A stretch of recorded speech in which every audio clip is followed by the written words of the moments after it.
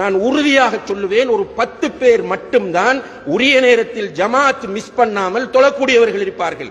அல்லாஹ் தொழுகையை நமக்கு தந்து யூதர்களை போன்று நீங்கள் இருந்து விடாதீர்கள், ஏனைய காமுகர்களை போன்று நீங்கள் இருந்து விடாதீர்கள். உங்களிடத்தில் இயல்பாக நான் காமத்தை வைத்து படைத்திருக்கிறேன், அல் கரீசா அல் ஜின்சியா என்பதை படைத்திருக்கிறேன். அதை ஹலாலாக பயன்படுத்துவதற்குரிய பக்குவத்தை உனக்கு தருவது தொழுகையாகும். எனவே அந்த தொழுகையை நீ ஒழுங்காக பேணி தொழு என்று அல்லாஹ் சொல்லுகிற போது, நம்முடைய வாலிபர்களும் நம்முடைய சமுதாயத்தில் உள்ள நாளைக்கு மௌத்தாகுவேன் என்கிற நிலையில் இருக்கிற முதியவர்களும் தொழுகையுடைய விஷயத்தில் யூதர்களுடைய சதிவலைக்குள் பின்னப்பட்டு விட்டு இங்கே வீடியோவை பார்க்கிற நேரத்தில் அழுகிறார்கள் என்று சொன்னால், இந்த அழுகைக்கு என்ன அர்த்தம் என்று அவரவர் தான் முடிவெடுக்க வேண்டும் என்பதை இந்த இடத்தில் அல்லாஹ்வை சாட்சியாக வைத்து நான் சொல்கிறேன்.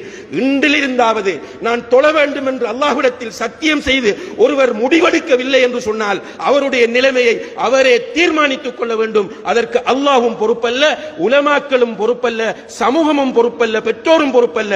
எல்லோருக்கும் புத்தி இருக்கிறது, எல்லோருக்கும் மூளை இருக்கிறது, எல்லோருக்கும் அறிவு இருக்கிறது, எல்லோரும் மௌத்தை கண்ணால் பார்க்கிறோம், எல்லோரும் மையவாடிகளை பார்க்கிறோம், எல்லோரும் ஜனாசா தொழுகையிலே கலந்து கொண்டவர்களாக இருக்கிறோம். கபருக்குள்ளே ஜனாசா வைக்கப்பட்ட பிறகு எல்லோரும் மண்ணள்ளி போடுகிறோம். இப்படி பார்த்து கேட்டு அனுபவித்துக் கொண்டிருக்கிற நாம் நம்முடைய நிலைமையை தீர்மானிக்க முடியாத ஒரு பரிதாபகரமான நிலையில் இருப்போமாக இருந்தால், நம்மை விட கேவலமானவர்களும் நம்மை விட அசிங்கமானவர்களும் நம்மை விட முட்டாள்களும் இந்த உலகத்தில் நிச்சயமாக வேறு யாரும் இருக்க மாட்டார்கள் என்பதை இந்த இடத்திலே நான் உறுதியாக சொல்லிக்கொள்ள விரும்புகின்றேன். இதற்கு அல்லாஹ் சாட்சி, நான் சொன்னதற்கு அல்லாஹ் சாட்சி, நான் இந்த இடத்திலே சொன்னதற்கு நிச்சயமாக ரப்புல் ஆலமீன் சாட்சியாக இருக்கிறான். நாளை கபரிலும் மறுமையிலும் அல்லாஹ் தொழுகையை பற்றி கேட்கிற போது யாருமே நீங்கள் தப்ப முடியாது. இதற்கு நான் அல்லாஹ்வை பொறுப்பாக்குகிறேன் என்பதையும் இந்த இடத்தில் மிக கவலையோடும் உறுதியோடும் சொல்லிக்கொள்ள விரும்புகின்றேன். இன்றிலிருந்து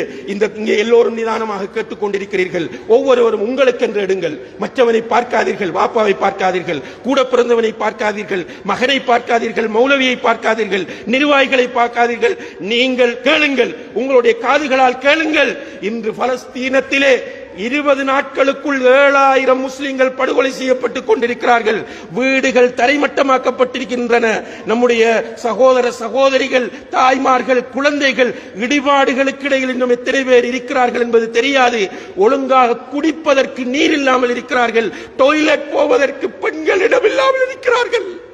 இந்த நிலையில் கண்ணியத்திற்குரிய சகோதரிகளே, நாம் குறைந்தபட்சம் நம்முடைய ரப்புக்கு நன்றி செலுத்துவதற்காக, நம்மை நாம் திருத்திக் கொள்வதற்காக நாம் 5 நேர தொழுகையை கூட தொழ முடியாத ஒரு கேவலமான நிலையில்